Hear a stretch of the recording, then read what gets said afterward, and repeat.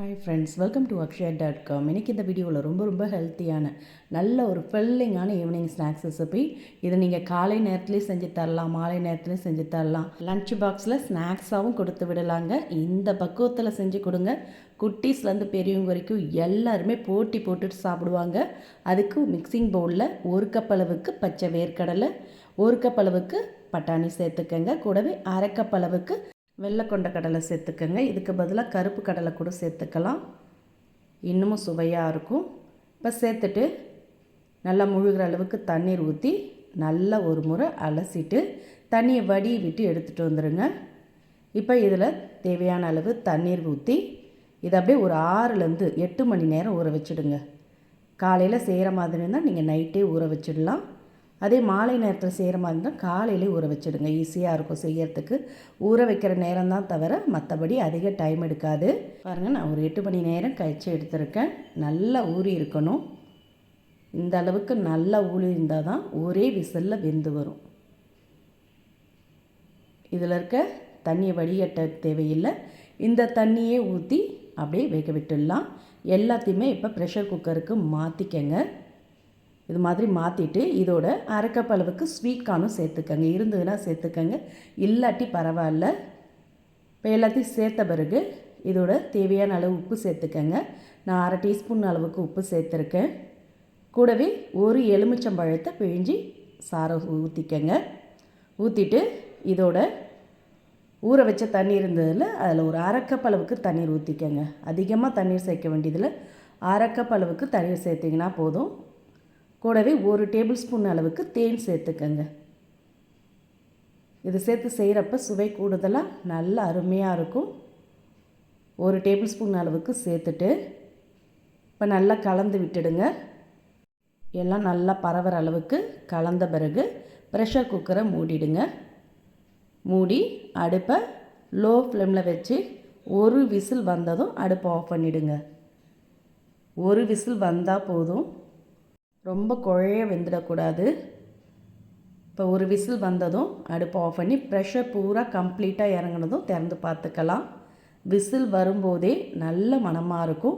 எலுமிச்சை சாறும் தேனும் சேர்த்து வேக வைக்கிறப்ப நல்ல மணமாக இருக்குங்க. இப்போ திறந்துட்டு கலந்து விட்டு பாருங்கள். நல்லா வெந்திருக்கு. அதிகமாக தண்ணி இல்லை பாருங்கள், இந்த அளவுக்கு தான் இருக்கணும். ஏன்னா வேக வச்ச தண்ணியை கீழே ஊற்றி வேஸ்ட் பண்ணிடக்கூடாது. அதனால் இந்த அளவுக்கு கம்மியாக தண்ணி ஊற்றி வேக வச்சிங்கனாலே போதும். பட்டாணியும் வெந்திருக்கு, கடலையும் வெந்திருக்கு பாருங்கள். அதிக தண்ணீர் இல்லாமல் இந்த அளவுக்கு வெந்திருக்கணும். இப்போ இதை அப்படியே இறக்கி வச்சுடுங்க. இதுக்கு ஒரு தாளிப்பு ரெடி பண்ணிக்கலாம். தண்ணி நிறையா இல்லை பாருங்கள், நம்ம ஊற்றின தண்ணி கரெக்டாக வெந்து வர்றதுக்கு சரியாக இருந்தது. இப்போ வானலை சூடு பண்ணியிருக்கேன். அதில் 1 டேபிள் ஸ்பூன் அளவுக்கு நெய் ஊற்றிக்கங்க. நெய் இல்லாட்டி பட்டர் கூட சேர்த்துக்கலாம், ஃப்ளேவர் நல்லாயிருக்கும்.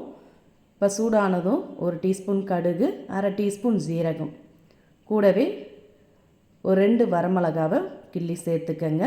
இப்போ ஜீரகம் கடுகு நல்லா பொரிஞ்சு வந்ததும் இதோட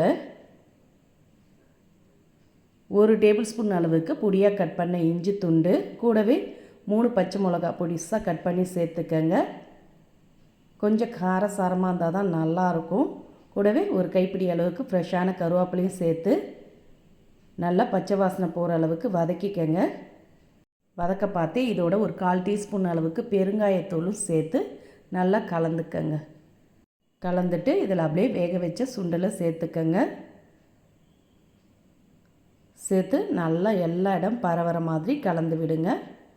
அதில் கொஞ்சம் எக்ஸ்ட்ரா தண்ணி இருந்தால் கூட நம்ம கிண்டுறப்பே நல்லா வற்றிடும். இந்த அளவுக்கு நல்லா கலந்த பிறகு இதோட கொஞ்சமாக உப்பு சேர்த்துக்குங்க. உப்பு கொஞ்சம் பத்தலை, அதனால் நான் எக்ஸ்ட்ரா சேர்த்துருக்கேன். கூடவே 1/2 கப் அளவுக்கு துருவின ஃப்ரெஷ்ஷான தேங்காய், 1/2 கப் அளவுக்கு துருவின கேரட் சேர்த்து அதையும் கலந்து விடுங்க. கேரட் தேங்காய் சேர்த்ததும் 1 நிமிஷம் நல்லா கலந்து விடுங்க.